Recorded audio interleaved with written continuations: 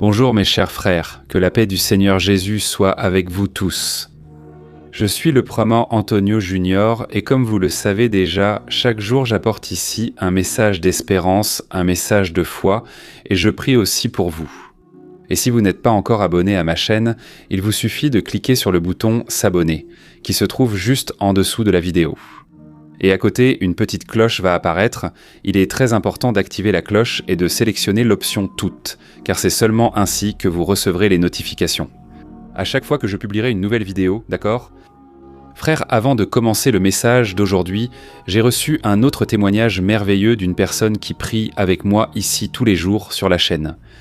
Cette jeune femme vient de Paranavaí, au Paraná, et j'ai été tellement heureux par le commentaire qu'elle a laissé ici sous la vidéo que je veux vous raconter ce qu'elle a écrit. Elle a dit qu'elle a été mariée pendant 42 ans et qu'à la fin de 2021, elle a perdu son mari, décédé du Covid. Ils n'avaient alors pas d'enfants et elle est tombée en dépression après cette perte parce qu'elle s'est sentie très seule et c'est à ce moment-là qu'elle a commencé à suivre la chaîne ici et à prier tous les jours avec moi. Frères, même si la douleur de perdre quelqu'un d'aussi cher a été immense, cette sœur a raconté qu'au fur et à mesure qu'elle priait, Dieu comblait le vide que... Peu à peu, cette tristesse s'en allait et se transformait en espérance. Le Seigneur lui a donné la paix que lui seul peut donner. Il lui a apporté la compréhension que son mari avait accompli sa mission ici sur terre et qu'à présent il est à ses côtés dans l'éternité. Et cette sœur a aussi écrit ici que le Seigneur a renouvelé ses forces d'une telle manière qu'après avoir commencé à faire la prière du matin, sa vie est devenue bien meilleure. Elle est sortie de... tem feito atividades físicas. Aujourd'hui, elle est beaucoup plus heureuse, elle a surmonté le deuil et la dépression. Tout cela parce qu'au moment le plus difficile de sa vie, elle a décidé de se relever et de faire confiance à la parole du Seigneur, et Dieu a pris soin de sa santé émotionnelle, psychologique et même physique. Dieu est merveilleux, frère. Dieu a fait de grandes choses, et si je devais raconter ici tous les témoignages, nous passerions des jours et des jours à parler de ce que Dieu a fait. Maintenant, je veux te lire un passage qui se trouve dans 1 Samuel, chapitre 7, qui parle précisément de la fidélité de Dieu et de son soin envers son peuple.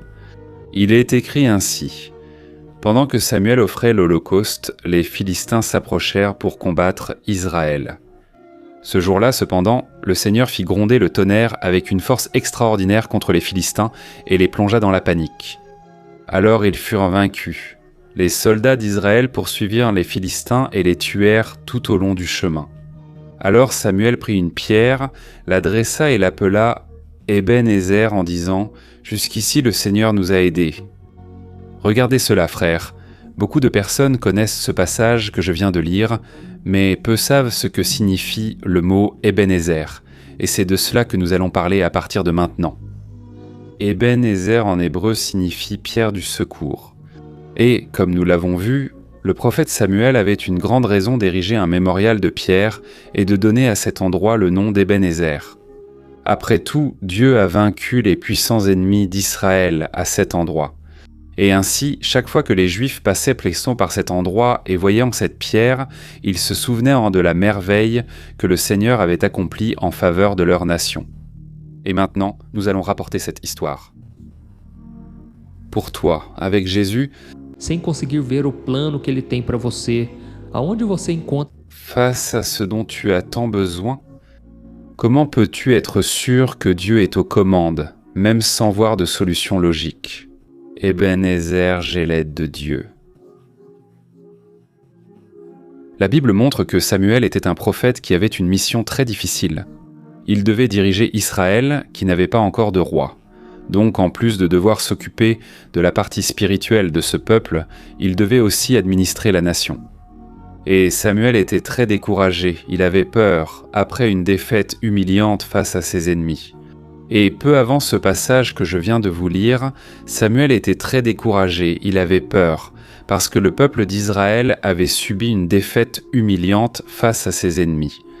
Lors d'une autre bataille contre les Philistins, les Israélites avaient emporté l'arche de l'Alliance, croyant que Dieu leur donnerait la victoire. Mais la bataille s'est terminée par un véritable massacre. Et l'arche de l'Alliance, qui représentait la présence de Dieu dans l'Ancien Testament, a été capturée par les Philistins. C'est-à-dire le symbole de la présence du Seigneur en Israël avait été emporté. Et tu sais pourquoi le peuple de Dieu a perdu de façon honteuse ? Pourquoi l'idolâtrie ? Dans leur vie, ce peuple était têtu, ils avaient un cœur désobéissant, et ils se tournèrent toujours vers les idoles, vers les dieux païens, même en sachant que Dieu réprouvait cela. Et alors, après un certain temps, l'arche de l'Alliance a été rendue au peuple de Dieu, parce que Dieu a eu miséricorde et Dieu leur a donné la victoire. Cependant, le peuple était maintenant plein de doutes. Est-ce que Dieu était vraiment avec eux, même après tout ce qui s'est passé ? Pouvait-il vraiment faire confiance au Seigneur ou valait-il mieux consulter les autres dieux ? Et alors, c'est à ce moment-là que les Philistins sont revenus pour combattre à nouveau, et le peuple avait maintenant peur. Mais c'est alors que Samuel donna une instruction à son peuple, disant qu'il devait en faire totalement confiance au Seigneur et laisser de côté l'idolâtrie, s'il voulait obtenir la victoire. Pris de peur et de désespoir, ils se sont tournés vers le Seigneur. Et ils ont demandé son aide, et comme je viens de le lire dans ce passage, Dieu a tonné avec un grand fracas contre les Philistins et les a plongés dans la panique, alors ils sont devenus confus et ont été totalement détruits. Frères, la victoire a été complète. Les Israélites ont mis leurs ennemis en fuite, ont récupéré le territoire qu'ils avaient occupé, et ils n'ont plus jamais perdu une autre bataille. Pendant toute la vie de Samuel, c'est à cause de cette grande victoire, de cette grande délivrance que Dieu a donnée, que Samuel a dressé une pierre et lui a donné le nom d'Ébenézer, c'est-à-dire la pierre d'aide qui faisait que tous se souvenaient pour toujours de la fidélité de Dieu envers ses enfants. Frères, Dieu est celui qui nous aide, Dieu est notre secours, la Bible dit qu'il est notre secours. Bien présent au moment de l'angoisse et dans le psaume 30, verset 19, il est dit que nombreuses sont les afflictions du juste, mais le Seigneur le délivre de toutes. Amen.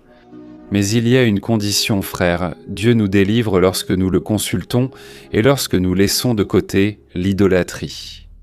Frères, bien souvent nous pensons que l'idolâtrie ce sont seulement les images de saints, les images d'autres religions. Tout comme cela se passait dans l'Ancien Testament, ce peuple se prosternait devant un veau d'or, devant des statues, devant des images sculptées. Mais frères, il existe une idolâtrie qui est cachée et elle déplaît à Dieu de la même manière. C'est pour cela que certains n'arrivent pas à gagner leur bataille. Je crois que je parle ici à beaucoup de personnes qui ont souffert inutilement, qui ont affronté de grandes défaites dans la vie. C'est que cette personne n'adore pas encore Dieu de tout son cœur. Frère, l'idolâtrie est bien plus que des images. L'idolâtrie, c'est tout ce qui vole la place de Dieu dans votre cœur. Et il y a des personnes qui idolâtrent des équipes de football, des chanteurs, des pasteurs, des artistes, des membres de la famille ou des biens matériels. Il y a beaucoup de gens qui disent qu'ils aiment Jésus, mais qui laissent en ces personnes et ces choses occuper la place qui devrait lui revenir dans leur vie. Et ce n'est qu'après que le peuple d'Israël s'est engagé à adorer Dieu à 100% que leur vie a commencé à avancer. Frères, l'idolâtrie apporte la malédiction. L'idolâtrie bloque notre vie, elle cause des pertes, parce que Dieu veut être tout dans notre vie. Et cela ne sert à rien de le dire du bout des lèvres. Dieu connaît notre cœur. Et c'est pour cela que même le péché ne peut pas dominer notre vie. Tout doit être consacré à Dieu. Et lorsque nous faisons confiance au Seigneur, lorsque nous cessons de nous réfugier dans le péché, dans les vices, dans les relations qui ne viennent pas de sa volonté, frères, notre cœur doit être tourné vers Dieu chaque jour. Et Jésus lui-même a dit que si nous voulons le suivre, nous devons prendre notre croix et nous renier nous-mêmes, nous devons renier notre chair. Et c'est un combat constant, une lutte quotidienne, et chaque jour nous devons décider. Quel Dieu allons-nous adorer ?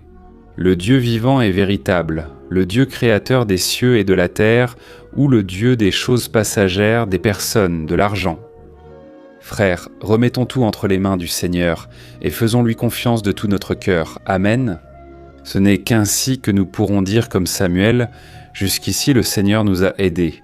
Gloire à Dieu. » Et maintenant c'est le moment de la prière. Je veux prier avec vous. Prions ensemble. Seigneur mon Dieu et mon Père, je me tiens en ta présence en ce moment pour te remercier pour ma vie, pour la vie de ce frère et de cette sœur qui prie et dort toujours ici avec moi. Ô mon Père, comme il est bon de chercher ta face, comme il est bon de mettre notre vie en ordre devant ta présence. C'est pourquoi nous te demandons pardon, Père. Combien de fois avons-nous péché? Combien de fois avons-nous manqué la cible et nous avons commencé à subir des défaites? Il semble que notre vie commence à décoller. Il semble que lorsque les choses commencent à bien se passer, quelque chose nous fait trébucher. Quelque chose fait que quelque chose tourne mal. Seigneur, nous n'acceptons plus de vivre de cette manière. Tout comme le peuple d'Israël a vécu esclave de ses ennemis, ils subissaient tant des défaites parce qu'ils ne cherchaient que pas le Seigneur de tout leur cœur. Père, je te demande de fermer cette porte de malédiction dans notre vie. Nous voulons que les choses commencent à bien se passer à partir de maintenant et que cela ne s'arrête plus. Dieu, je te demande de répandre ta bénédiction sur nous, car c'est ta bénédiction qui nous enrichit et n'ajoute aucune douleur, comme il est écrit dans le livre des Proverbes. Ô mon Père, nous avons besoin de ta bénédiction, de ta grâce. Chaque jour, mon Père, le péché frappe à notre porte, les gens essaient de nous décourager. Il y a tant de luttes, tant de batailles spirituelles, parce que l'ennemi ne veut pas que nous te cherchions de tout notre cœur. Et Jésus lui-même a dit que le Père cherche de vrais adorateurs, qui l'adorent en esprit et en vérité. Père, nous voulons être ce genre de personnes qui t'adorent, non pas avec des paroles, mais avec des actes. Aide-nous, mon Père, à être fidèles, à être de vrais adorateurs, que ce soit dans la joie ou dans la tristesse, dans la santé ou dans la maladie. Nous voulons garder ferme notre confession de foi, notre bénédiction face aux épreuves.